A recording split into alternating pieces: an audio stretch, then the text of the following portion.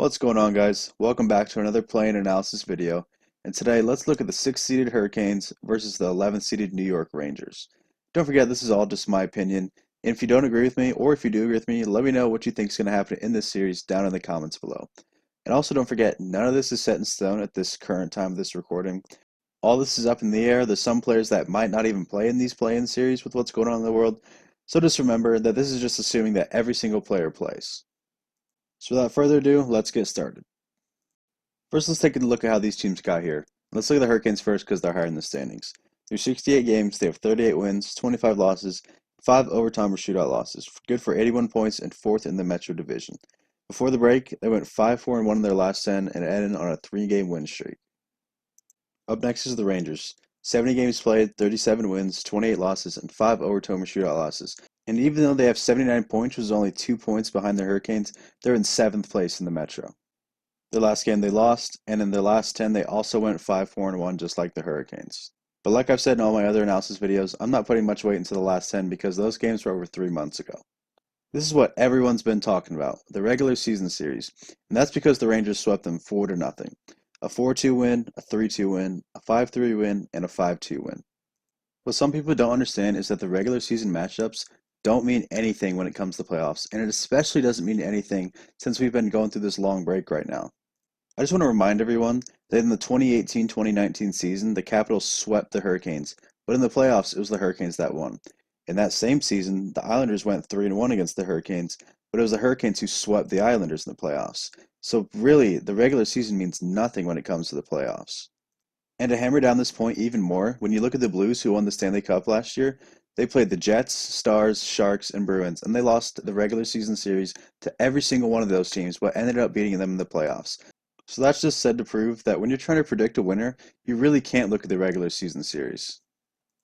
Now for the next part of the video, I'm going to look at the offense, defense, goaltending, and special teams of both these teams, and I'm going to tell you who I think has the advantage. First, let's look at the Hurricanes offense. When you look at their top 4 scorers, you can tell this group's going to be successful for a long time. Aho's only 22, Teravainen's 25, Svechnikov has come out this season, 61 points in 68 games, and he's only 19. And Dougie Hamilton was having a Norris-like campaign before he broke his leg, and he had 40 points in 47 games. And after those 4, it kind of falls off a bit, but you got to say that players like Slavin and Niederreiter and Dzingel kind of underperformed offensively this season. But overall, they're solid offensively and can put up some goals. When you look at the Rangers offensively, the name that's going to pop off the screen is Artemi Panarin. 95 goals in 69 games. He signed a giant contract last offseason, and he's been the man for them all season. He's really carried them, along with Zibanejad, who's had a really good season as well. 75 points in 57 games. Panarin has played so well that he's been picked to be in the top 3 for the Hart Trophy, and I completely agree with that. I'm not sure if he's going to win. I don't think a lot of people are saying that he shouldn't win just because they might not have made the playoffs anyway. But if you're looking at who's the most valuable to their team, you've got to have him in your top 3. I'm not going to lie, this was kind of a hard decision, but I'm going to have to go with the Rangers only because of Panarin. Yes, I feel like the Hurricanes may be just a bit deeper when it comes to their forward group, but Panarin has been otherworldly this season. And with Zibanejad playing so well, if those two get hot in these playoffs, it's going to be hard to slow them down. Up next, let's look at the defenses. I think the Hurricanes have one of the deepest blue lines in the entire NHL. Before the season started, the Hurricanes did trade away Justin Falk, who was on their blue line for a long time, but in return, one of the pieces they got was Joel Edmondson, and he's really good defensively. He's one of those shutdown defensemen, and he just won a Stanley Cup, so he has the experience. Recently paired with him was Jacob Slavin, who's really good. At the trade deadline, they beefed it up even more, getting Brady Shea and Sami Vatanen.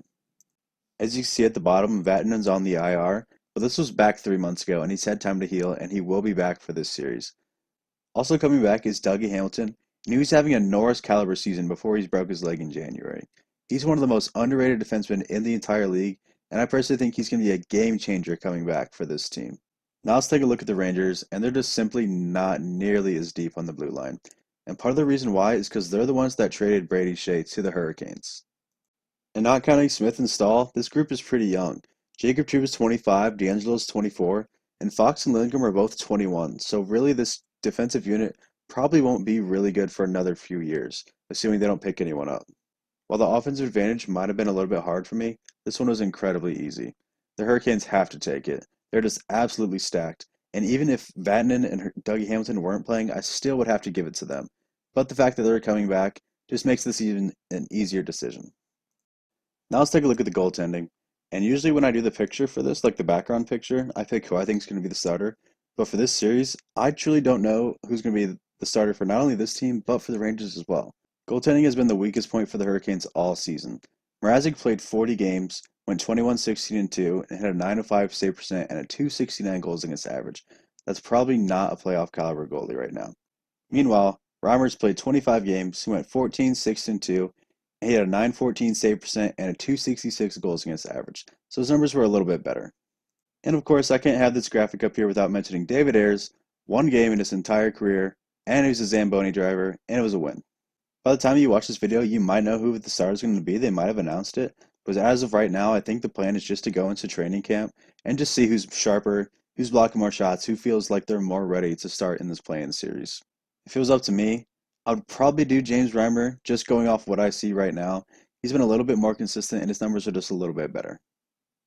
On one hand, the Rangers have the same problem as the Hurricanes in that they don't know who they're going to start. But on the other hand, they have the choice between three really solid goalies. Unlike the Hurricanes, who have to pick between two goalies that really haven't played that well this season. If I had to guess, I'm going to guess the starter and the backup is going to be between Georgiev and Shesterkin. I don't think Lundqvist is even going to dress. Georgiev has played the most games for them this season at 34, 17-4-2, save percent of 910, and a goals against of 304. Shesterkin's numbers are kind of crazy though. In only 12 games, he's 10-2, a save percent of 932, and a goals against of 252. So either way, I don't think you can go wrong with who you pick as your starter, even including Lundqvist in that conversation. He obviously has the experience. He's taken a team to a Stanley Cup final. But the thing is, he just doesn't look the same as he used to. 905 save percent and a 316 goals against average, 10-2-3. You kind of gotta blame it on defense a little bit for why these numbers are a little bit lower than they would be.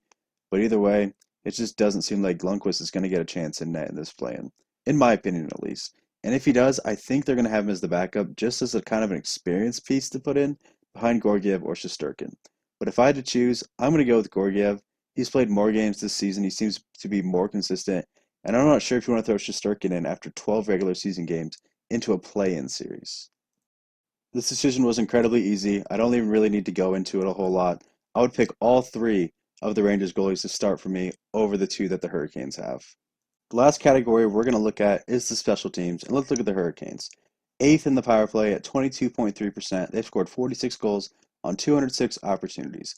And even better than that is their fourth place penalty kill, 84%. They've only allowed 39 goals in 243 opportunities.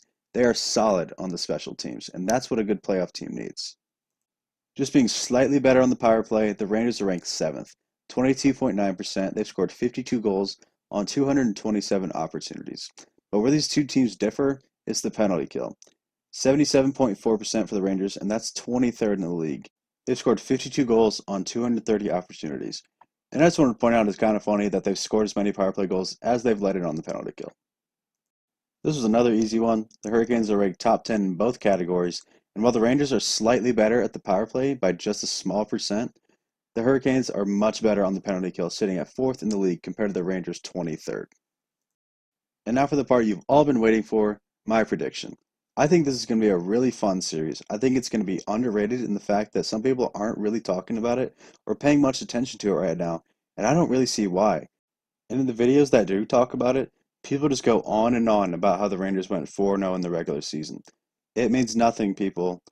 The Islanders and the Capitals both beat the crap out of the Hurricanes in the regular season of 2018-2019, and look what happened in the playoffs last year. It does not translate over, I'm telling you. When it comes to the Rangers, they're going to rely heavily on their goaltending because their defense really isn't that good. But on the other hand, the Hurricanes are going to rely heavily on their defense because their goaltending has not been good at all. When you have goalies that are playing as well as the Rangers have, and a player like Panarin who can take over a series like this, especially since it's a shorter series, the Rangers can be a dangerous team. But I don't think he can single-handedly win them this series.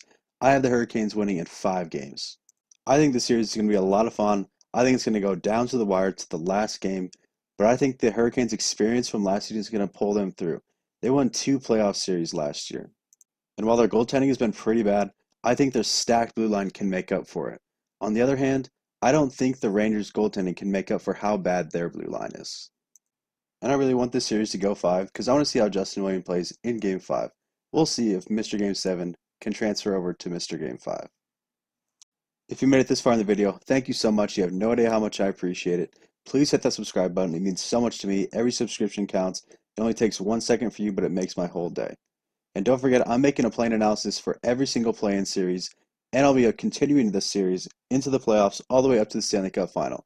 So stay tuned for more contact. If you liked the video, please leave a like, and please in the comments below, let me know who you think is going to win this series and in how many games. Don't forget, this is just my opinion. If the Rangers could sweep this series, who knows? I obviously don't think that's going to happen, but my prediction is no guarantee. Again, please subscribe, like, and comment, and have a good day.